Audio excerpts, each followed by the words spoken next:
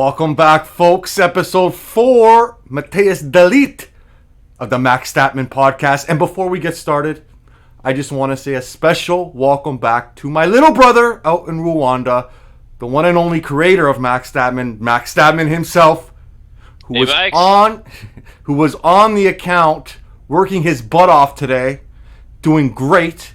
And now I gave him the night off as he's with his new girlfriend, and let's just say he's having a little bit of fun. Good on him. Just like Juventus had a little bit of fun today. David Bruno in Montreal, how you doing, buddy? Doing great. How are you doing? Excellent. Well, how could I not be doing excellent? A little bit hungry, but who cares, man? We got to talk about this amazing day. And how was it for you, buddy? It was great. The game, it was a really exciting game. We've got to be hungry for the last game. The day, how was the day for you? I mean, the emotions, like I'm still feeling it, like on cloud nine. Very exciting. Very exciting. Kind of coming down right now. You felt that rush with that last that goal before halftime. Oof. Even though we're not the champions this year and we got stopped 9 in a row, I tell you, the last couple of weeks, it's kind of made me feel a little bit better. But this morning, I could tell you a lot of Juventinis online weren't feeling any better because the lineups came out and there was a shock. Last night, we were reporting from our good friend, the source, Giovanni Albanese, who said that Dybala was a favorite to start. And, that was pretty much the sense from everybody until the lineup cards actually came out today. And we saw Tech obviously starting with Danilo Dalit, Chiellini, Sandro, Rabiot, Betancourt in the middle with Chiesa and Cuadrado on the wings. And before we get into the forwards, I just want to say Cuadrado playing on that wing side, that's where I like to see him in his natural position, like he plays for the Colombian national side, and that's a big reason why he's been thriving lately. Ronaldo, of course, up front, but the big shock came when Pirlo pulled back Dybala, who we know scored number 100 last game. All the Stanley fanboys online thought Dybala's back. I was thinking Dybala's back. You got to start him, but obviously Pirlo had something else in mind going with Kulu. Bruno, what did you think of that decision before we even go any further with this game? It was a bit controversial. You see Dybala starting to gel with Ronaldo, so you'd figure that they would only start together. Kulusevski is a little bit of a bigger body than Dybala, but you would think you would want that creativity Dybala is going to bring in the game against Inter, right? Yep. Now, Kulusevski did really well, actually, at the end of the day. We'll get into a little bit of what he did really extremely well a little bit further on. It was a good decision at the end of the day. You could completely tell. Well, for me, it worked. For me, at first, I was kind of scratching my head, like, is this the right call? Like, it's a ballsy call from Pirlo to pull Dybala back, especially with the game we had last time and going in against the champions of Serie A Merda. You would think, well, if this is how we played, this has got to be our strongest lineup. So I think going against Merda and needing these full 3 points, we would need Dybala in this game. But exactly. As I kept thinking, I said, you know what? This is a different type of game. And with Kulu in there, Kulu brings a different dynamic that maybe Dybala doesn't bring. And I'm talking about getting back on D and working really hard and grinding it out. Did you see that from Kulu today? What I noticed most is the way he marked Brozovic. Now, Brozovic, he's the playmaker from the back for Inter, and he was all over him. He didn't give him an inch of space. If you notice, Barella ended up taking that role, and he was making creative passes from the defenders to the attackers on the left side of the midfield because of this. And only when Kulu was pulled off did you notice Brozovic starting to get involved in the game. So Kulusevski was able to press, he was able to man mark, there was some creative factors with him. He needs to learn how to finish a little bit better. He had 2 good chances. He's showing. Well, why don't we get into that first chance right now? He's showing why we signed him now. 10th minute, I think a cross came in from Danilo that found Chiesa, and Chiesa crossed it back into Kulo. And right away I'm standing up because I'm thinking, oh, it's 1-0. But Kulo did get a good foot to it, but it was just blocked by the defender. And right away, I'm thinking, you know what? At least we got off to this start, right? And I didn't really think both teams came out nervous. Like, you know how in a boxing match, both fighters are feeling each other out. It wasn't really like that. It looked like both teams were very sure of themselves, moving the ball from end to end, no problems, looking very confident. Especially Juventus. I thought Juventus looked very confident. And right from the beginning of the game. Right from the beginning of the game. Both teams were very confident, very well organized. Juventus, normally what we've seen from them this year is they look a bit nervous, a bit shaky, and they're feeling out their opponents. Today they decided to play their game. They were trying to be creative right from the beginning. They were dominating in the midfield, taking the balls away. They did a really good job of coming strong in the first half here. And I thought all that pressure paid off because if you saw in the 22nd minute, clear foul in the box on Chiellini. Now, it wasn't called at first. The play was allowed to resume, but eventually they stopped play. They did the right thing. They asked the referee to go take a look at the screen. The referee did. He wasn't stubborn. He didn't go back on his original decision, and he said, you know what? There was an arm around Kilo. When you look at the replay, you see the ball coming right in. And you got to say to yourself, now, if Kilo's not taken down, is he going to get ahead to that ball? We don't know. I think he would have. And I thought it was the right decision. You thought it was the right decision to make to call that? Darmian was standing behind him, almost had him in a Heimlich position, or someone would call that a doggy style position at the same time, right? He just grabbed him from behind and pulled him down, had his shirt. I'm all for it. It was a penalty. Now, Ronaldo, of course, is always going to step up to the spot. Yeah. Were you confident? It's a surprise today. Yeah, of course. I don't even second guess it. When Ronaldo steps up to the spot, it's pretty much a goal. And he proved that today on the rebound. Well, that's what I was going to say. One thing I like about the way Ronaldo takes his penalty, and for me, he's the number one penalty taker in the whole world, and I don't see that as a slight. I see taking penalties as a skill, especially with the amount of pressure put on the player to score from the spot. You know, they call him Pinaldo, but at the end of the day, he's great at what he does. And look at all the open play goals. He's a marksman. He's a marksman, and a marksman does what a marksman does. He's a goal scorer. That's it. And one thing I love about Ronaldo when he steps up to the spot is he hits it with conviction every single time. Oh, yeah. And that's what saved him today, because the goalie did a great job guessing right. Maybe Ronaldo didn't get his best shot off, but he did strike it with force, and that's what caused the goalie not to be able to get his full grasp on it, and it spit back out to Ronaldo, who puts it in the back of the net, and it's 1-0 Juve, and David Bruno is thinking what? Let's go. Let's get a second one. This is Merda. We need to take them out. We need to just try to go all in and get the most out of this game, and it's a battle. It's a war. We need that top fourth spot. I'm not going to lie. I thought after that penalty, for me, first of all, going into this game, I thought Juve were going to win this game. But as soon as we got that first penalty, I just said, you know what? This is going to be our day. But a few minutes later, I was kind of thinking the opposite when Lautaro was taken down in the box. And I'm thinking, is he even taken down? I was so confused because the ball comes into Lautaro. I don't know who touched him. De Ligt is flabbergasted like all of us. He kicks the ball out in frustration because he sees this little Argentinian pansy on the ground.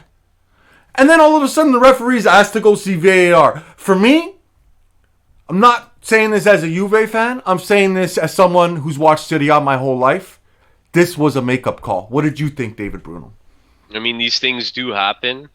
But now with the technology that they have, they're gonna go ahead to VAR. You see his boot did clip him in the back heel. It's right below the Achilles. Lautaro paused for a second, and it was almost as if he was thinking in his head, is this worth going down for? Look, it happens. Bad calls happen. They got the penalty, 1-1. Let's go. This is a real game, and it's an exciting one. And it looked like Juventus was not bothered. They picked up the ball, they took it back to center, and they started playing again. And you know what? They were playing good. I got to say, Merda was very composed. They were playing great too. Oh, yep. Yeah. Eriksson was looking really good in the midfield as well, playing some dangerous passes, in back of our defenders. He was helping open a bit of space for Lautaro and Lukaku. They didn't go anywhere, the chances, thankfully, but yeah, their midfield was pretty good today. It's funny Except you for bring up. Brozovic, because Kulusevski was on his ass all game. It's funny you bring up Eriksen because I thought Eriksen had a fantastic game and a fantastic half, but he turned out to be one of the men of the first half for Juventus, as in the 48th minute, Ronaldo, looking like prime Ronaldo for Real Madrid, flying down the center of the field, gives a great crisp pass to, I believe, Kulusevski, who took it inside the right side of the box, stopped, passed it back to Cuadrado, and Cuadrado just came in, hit it off the top of his laces, skidded the back of Eriksen. It was amazing. And the keeper had no chance. He went back, didn't know where that ball was going. It was kind of like what we call in baseball a curveball. And it was a cracker. It was a cracker. It was a cracker. Cuadrado put everything he had in that shot, and he scored. You know, and he could have had more goals like that this year. We all remember the Champions League against Porto, where he had that. I believe it was a left foot curler in the closing moments of the game before Porto scored, and it hit the crossbar. Unfortunate, but today in another big game, he scores. He's a great player, and if you think about it, that's his natural position. Well, we've talked about this in so many shows. We've talked about this in the chat. For so long, there have been Cuadrado haters online. And David Bruno, more than me, you are a big fan of Cuadrado, and you just can't understand it. And I'm hoping after today, maybe some of these Stanley fanboys that hate Cuadrado will finally see the light and realize, hey, this guy is a Juventus legend. I hope so, because he's been there for a long time. He has grinta. He puts his heart and soul on the pitch every single game. Now this guy, again, he was a right winger.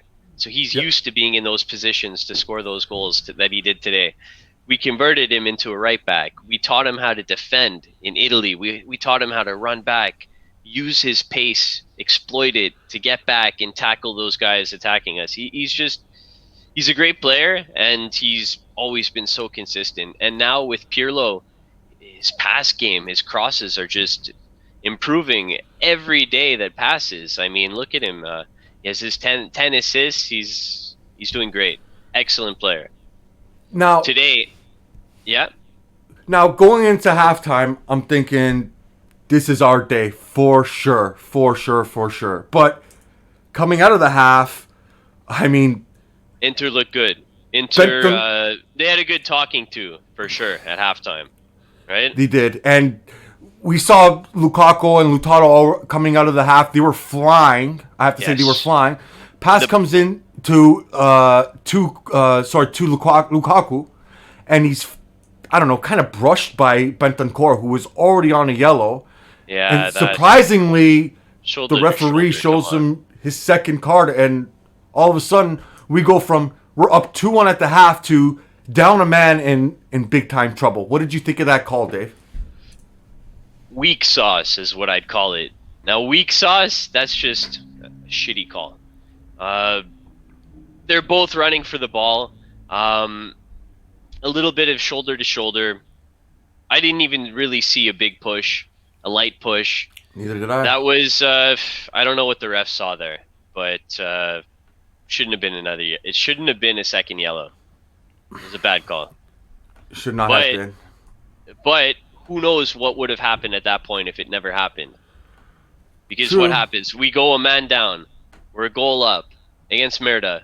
We need these points. Well, it changes the whole complexion of the game from a formation standpoint and what Pirlo was expecting to do. Now, there was a lot of room out in the field, I noticed today, and I thought, you know what? This would be perfect for Dybala. But yeah, I was surprised. Yeah, but with the red card happening, all of a sudden you know that Dybala's not coming into this game. Now there's And the first forward sacrifice was Kulusevski for Texas boy, who I thought came in and did his job perfectly. Just coming in and running down balls, putting pressure on his man, wasting time. He did great, and we knew why he came in instead of Dybala. To be honest, I was kind of thinking the first swap should be maybe Ronaldo, Yeah. Ronaldo, what was he going to do at that point? He was just going to run dead balls, press. Uh, he's not going to come back. He's not going to hold the ball up. And I think Pirlo noticed that because in his post game press conference he said, "quote Ronaldo was very happy to come off. Yeah. He was chasing shadows all game, and in the locker room he was nothing but smiles." So he did get subbed off for Morata in the 70th minute, and I thought that was the right thing to do. I thought maybe he should have even done a little bit earlier because we know Morata what he does best. You can criticize Morata. You can criticize Morata for going on cold streaks of not scoring goals, but one thing you can't criticize Morata for is when he comes into games and he hustles his ass off, and that's exactly what he did again today. Hustling, getting to balls. When he had the ball, he was slowing down play, doing everything that a number 9 should do, especially when down to 10 men. What do you think about the Demiral for Chiesa? I was completely shocked by that, especially in a big game like this. I didn't think ballsy. It was ballsy, and I thought after the penalty shot given, the PK given to Porto caused by Demiral, we weren't going to see Demiral put back in big game situations. Yeah. But he was, and paid off. And he was good. He was good, but Merda, they almost won this game, and they did come back in the 86th minute with a perfect cross from Perisic to Versino, but Tech, who... What was he doing? He's been the man who's been criticized maybe just as much as I would say Bonucci this year. But on this play, he was there and he made the big save. And I'm thinking, holy jeez, this really is our day. Yeah. But then in the 83rd minute, there's a ball that comes in, and I don't know what the heck happened. Chiellini looked like he was holding up the Voodoo Man just a little bit, but to me it looked like Voodoo Man pushed Chiellini to the floor. That's what it looked like for me. He's so big. He's such a big, strong player. He's just running forward. He's just charging forward, and Chiellini's there, falling and grabbing his shirt at the same time. Now, Chiellini loses balance, no doubt, but I'm saying Voodoo Man pushed him over. I'm sorry. You have to control yourself. Yeah, you can't just run like a... charging forward, yeah. Exactly, but... Just kept running. The referee, who was as merda, gave the goal. He went to VAR. He says, nope. The ball went in. Chiellini was fouling the Voodoo Man. Shows Chiellini the yellow card. I'm thinking, oh geez, he's gonna get a red card because he's gonna complain here. He was fuming. You saw, he was going nuts. He kept his composure, and all that goal did was set up for the dramatic finish in the 86th minute with Cuadrado having the game of his life, flying down the right hand flank as the only forward, and Merda fans are gonna complain.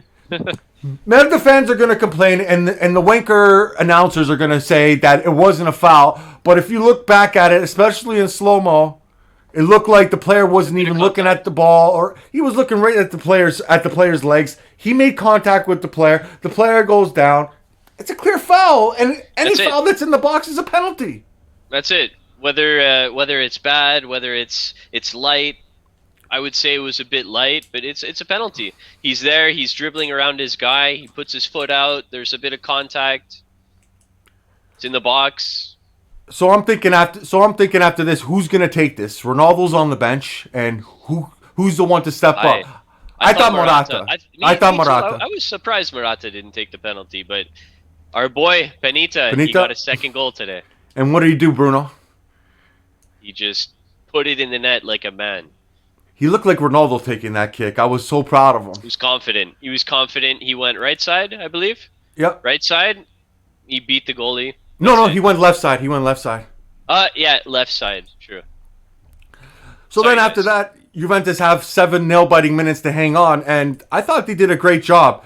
There was some chances in the area, but the best defender in the world, De Ligt, was all over there with his head, getting everything out. Everywhere. Talk about Matheus De Ligt's performance today.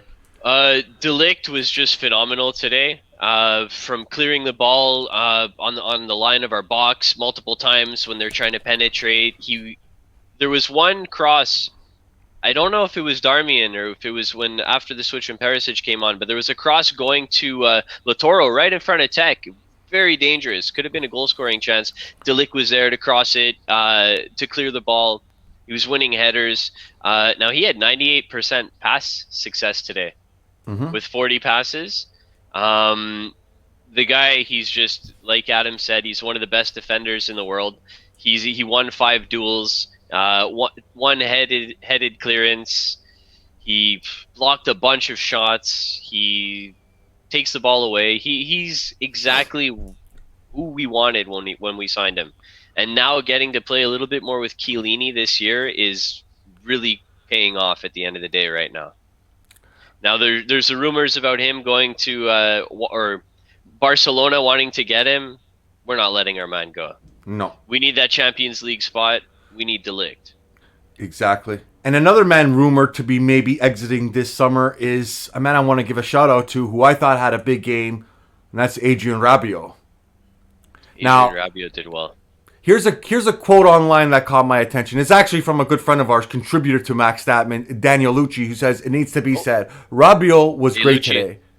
Rabiot was great today, and somehow, even though he is far from consistent, he always manages to show up in big games. Porto, Lazio, Udinese, etc.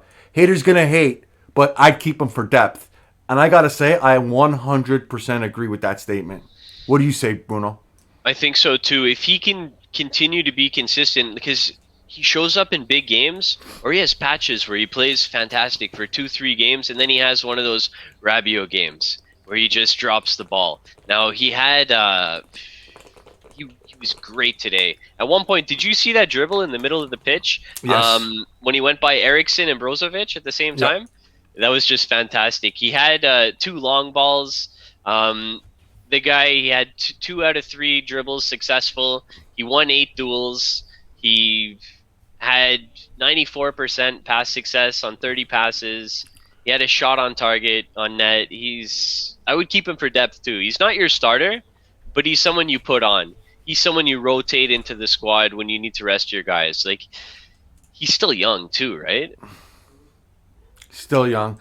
And still has a bit of potential. He's growing into this role in Italy. And speaking of potential, Juventus still have a bit of potential, potentially making that last Champions League spot, as we are now in that last Champions League spot. But, of course, the number 2 Napoli has the game in hand tomorrow morning as they take on Fiorentina. We're talked about this so much. I'm going to get on my knees right now, and I'm going to pray. I'm going to say, please, Mr. Camiso, please tomorrow morning when I wake up, because the game is on at 6:30 our time.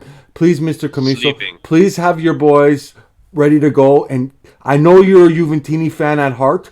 Please, Mr. Camiso, please give us that W. Bruno, what do you think is going to happen tomorrow? Vlahovic, Ribery. Play your game. That's our only hope. Set up some goals, put them in the net. Let's go. Fiorentina tomorrow. They need to win. They need to win. And I think they are going to get that win. I'm hoping to wake up tomorrow morning and I'm not even going to watch the game. I'm just going to check the notifications and I'm going to say, please God, please God, please God, and hope for the best. And they're undefeated in their last 3 games. They tied Cagliari. They beat Lazio 2-0. They tied Bologna 3-3. So they are scoring some goals there, and let's hope they grind it out and really help us out there again. Now, with the way Juventus have played in the last 2 games, I know this has been, sound like a broken record here, but we have to keep bringing up the Pirlo talk. And right after the game, we get a big tweet.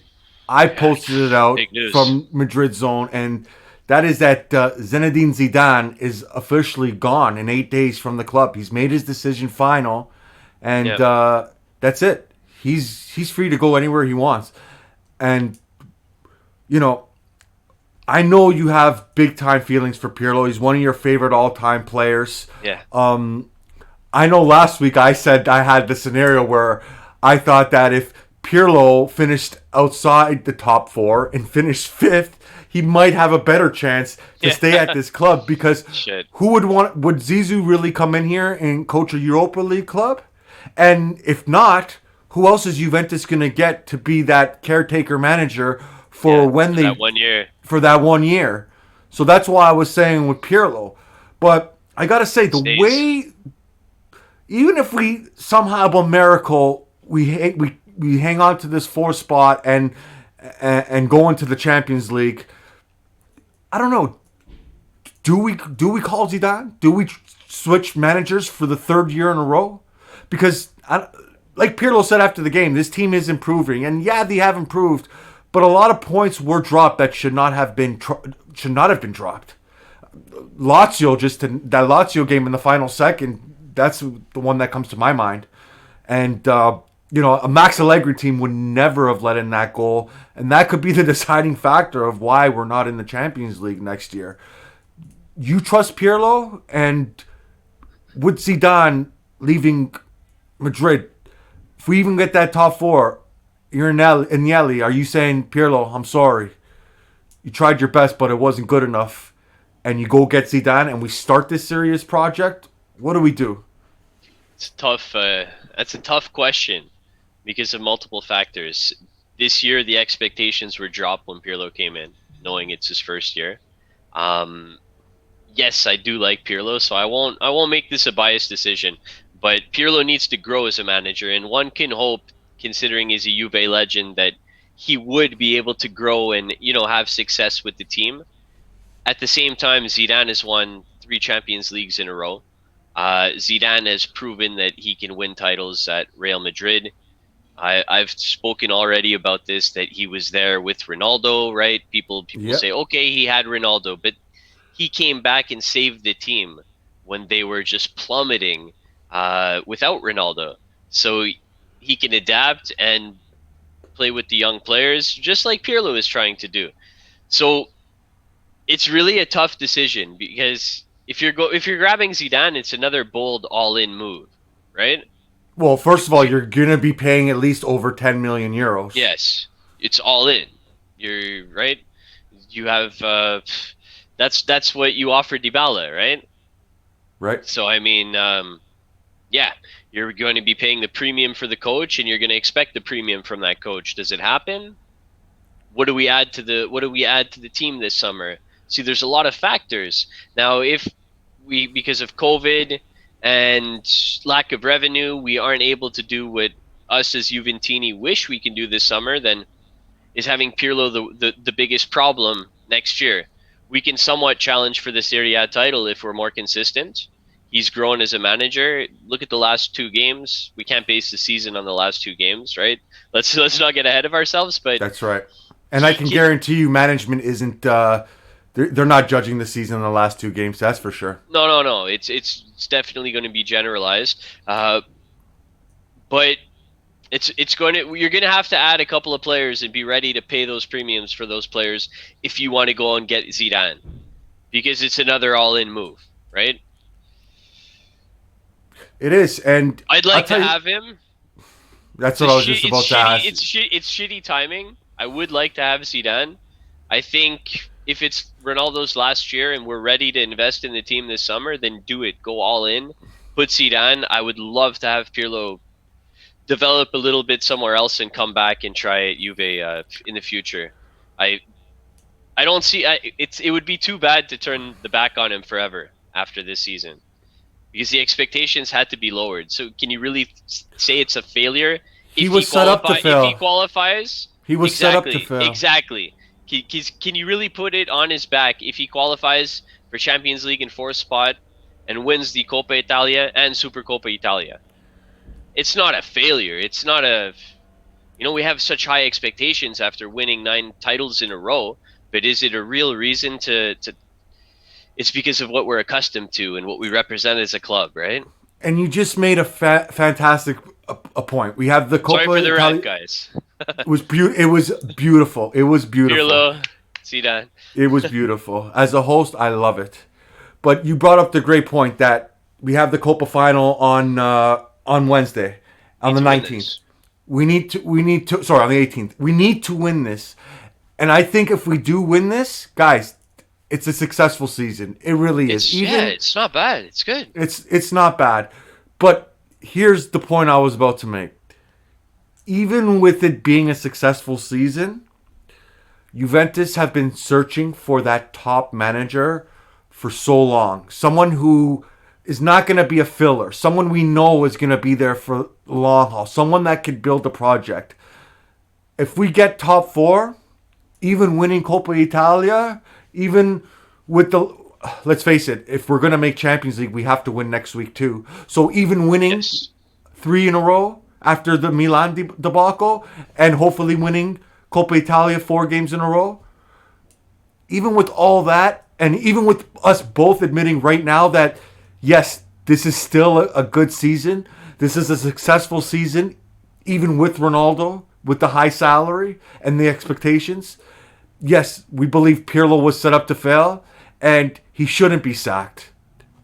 But, unfortunately... Probably will happen. Unfortunately, it probably will happen. And we know this football world is cutthroat. And like you just said, it's business. And from my perspective, I would do the same. Well, can't say the same thing because it hasn't happened yet. But with Zidane in the background, basically winking at us. It's a chance to jump on. It's a chance, and I would go all in with Zidane. Even with... You need to invest. You need to be ready to invest in the squad if you're getting Zidane. Because if you go and get Zidane and you don't buy these players in the summer, it's a waste of time. It is a waste of time. That's my 2 cents. It is a waste of time. And, you know what? Let's just end it there with the Zidane talk and get into our final topic of today. And that's the Coppa Italia final coming up this Wednesday on the 18th. We need the same attitude. Same attitude that we've seen in the last 2 games where we come out confident right from the Who do you think starts for that game? Do you think Buffon gets his final start ever for Juventus? I mean, he should. I really don't know because Szczesny's the starter and Pirlo is very confident in Szczesny. And it's almost as like he has like a lack of confidence, or he's just really abiding you're the starter, so you get the minutes, because Buffon's undefeated. I think he's outplayed Szczesny. But should Buffon go out in that game, or should Buffon go out in Bologna in his last Serie A game and maybe get a clean sheet, because he didn't get one last game? If it were up to me, I would have started Buffon the last 5 games. But if it was up to most Juventini. Exactly. I'm not in Pirlo's head, and he's a very hard face to read. What do you think about that? I think that, yes, Tech is the starter, but this is a final, and it's a special final. It's Buffon's last final with the club. Not only would I make Buffon the starter in that game, but I would go one step even further. I would give him the captain's armband for that one game. I don't care. Yes. I don't care if he doesn't accept it. I would put it on him and say, too bad. You are leading this squad today. You are the captain of this squad for your final game. What do you think of that idea, David Bruno? I think that is the best idea. I didn't even think of that 100%. Because all year when he plays, even if he's not wearing the captain's armband, you can see he's the captain. Yep. You can see he's the real captain in the room on the bench. Chiellini, yes, he's our captain on the field. He has amazing leadership skills. He's a legend at Juventus. Buffon is Buffon. He's a unique individual. No one will ever replicate this guy. No. He's embedded in Juventini's blood forever. Biggest legend maybe of the club ever. Maybe biggest legend in Italian football history ever. Just seeing him between the posts and just seeing how dynamic he is and screaming in the passion, you gotta love that. With the final on Wednesday and then the final game of the season on Sunday, how do you think Pirlo should play this with lineups? Now, there's a lot of talk online saying that Dybala and Morata will be the ones to start up front since they didn't start today. You think that's the wise decision? Ronaldo was pulled off early. Yeah, he did play a a short game, but it was a hard game for him because with the red card, he was running those legs a lot. Maybe that. Think of it from this perspective. Is it crazy to say that we're going to bench Ronaldo for a final? Yes, but hang on. Think of it for this perspective, okay? Ronaldo, you know his mentality. He always wants to be out there. Always wants to play. Always wants to score a goal. You keep him on the bench. You're like locking a rabid dog in a cage, and you open that cage, right? And he just bolts out. So you put him on in the 56th minute, 60th minute. Ronaldo, the super sub. What do you think's going to happen in that game? What do you think's going to happen in that game, Dave? You tell me. I think it's going to be a tough game. We got to come out with the exact same attitude that we came out with today, and play our game, make our opponents accept that we're playing our game, and just push them as much as we can. I think we can. Why wouldn't we be able to beat Atalanta, even though they're a high-scoring team, very attacking? They're they have a good back end too. They're overall a very good team. There's no reason why Juventus shouldn't be able to beat them. And I think the exact same way. There is no reason why Juventus shouldn't be able to beat them. We just beat the champions of Italy. We're coming off, 2? This would be our third straight win if we can do it. I think we have all the momentum right now. We're going up. Build on it. It just sucks that the season is coming to an end when we're playing so well, right? Exactly, because as a fan, we're starting to get really deeply into it, really excited seeing these results, because it's been like this of a season, up and down, and you feel gutted after some games, and some games you just feel you like today, right? Like you're on a high after the game, like you were trying to explain at the beginning, because Cloud 9, buddy. Exactly, because of the adrenaline you feel just watching this game. Imagine if fans were in the stadium. That's what I'm missing. That's right. I believe if we had our fans backing, we had some noise, we had the songs going, I think times where we're very finicky, we would be a lot more confident. Yep. Yeah. And I think it should change next year. Very shortly, actually. Fans are coming back slowly. It's true. And there's going to be fans in this game. Exactly. 20%. Maybe that 7,000 people in the stadium will be that extra charge of motivation, because it's going to be majority Juventini, right?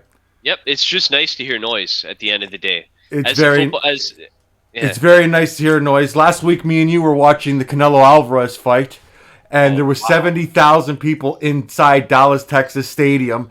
And I don't know about you, but it felt like we were watching a movie in another world, but it was real life. And just thinking, I can't wait till that crowd is back in football. Haven't heard that sound in a year and a half? Exactly. It's it's a beautiful thing.